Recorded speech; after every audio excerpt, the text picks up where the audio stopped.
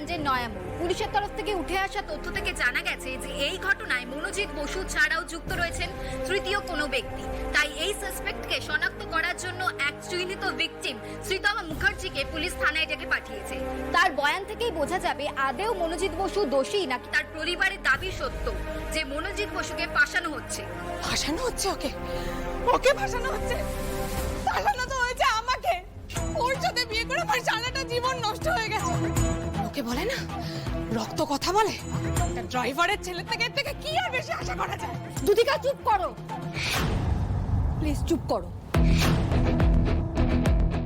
মনোজিৎকে আমিও পছন্দ করি না, কারণ আমার জীবনের সব থেকে বড় ক্ষতিটা ওই করেছে। একজন ড্রাইভারের ছেলে থেকে আশুতোষ বসুর সব থেকে প্রিয় ছেলে হয়ে ওঠার পথে ও আমার জীবনের সব থেকে বড় ক্ষতি করেছে। আমার সঙ্গে বিশ্বাসঘাতকতা করেছে, ঠকিয়েছে আমাকে। কিন্তু তাও আমি বলছি, ছোট এই কাজ কোনোদিন করতে পারিনি, কোনোদিন।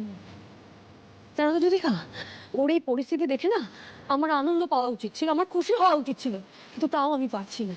কারণ আমি জানি যে মানুষটা আমার সঙ্গে ছোট থেকে বড় বেড়ে উঠেছে, সেই মানুষটি জঘন্য কাজ কোনোভাবেই করতে পারে না, কোনোভাবেই না। আমার ভাইকে আমি বিশ্বাস করে দিই, ওর সাথে তো আমার কোনো রক্তের সম্পর্ক নেই, কিন্তু তাও আমি বিশ্বাস করি ওকে।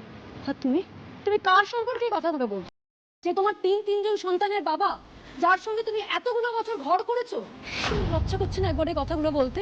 তোমার উচিত যুতিকা, যদি সারা পৃথিবীও একদিকে হয়ে যায় তাহলে এই মুহূর্তে ওর পাশে তোমার দাঁড়ানো, ওর সম্পর্কে নোংরা নোংরা কথা বলা নয়, ওর বিরুদ্ধে কোনো অভিযোগ করা নয়। তা না করে তুমি তুমি এই মানুষটাকে দোষারোপ করছো। সারাটা জীবন তো আমার উপরে হিংসা করে গেছিস, বাকিটাও আমার উপরে হিংসা করে কাটা না। আমার দেহটাকে এবারে ক্ষান্ত দে, আমি বলছি ছোট, ক্ষান্ত দে। ওকে আর জ্বালিয়ে পুড়িয়ে মানিস না তুই। সারা জীবন না হোক ছোট বৌমা, স্বামীর এই মহা বিপদের দিনে আজ অন্তত তুমি স্ত্রীর কর্তব্যটা পালন করো মা। ছোট খোকাকে আমি জন্ম দিই মা, ছোটবেলা থেকে ওকে বুকে পিঠে করে মানুষ করেছি মা। আমি জানি মা, আমার ছোট খোকা কি করতে পারে কি করতে পারে না আমি জানি। ভিকটিম শ্রীতমা মুখার্জি থানায় চলে এসেছে, কিন্তু আমরা তার সাথে কোনো কথা বলতে পারিনি।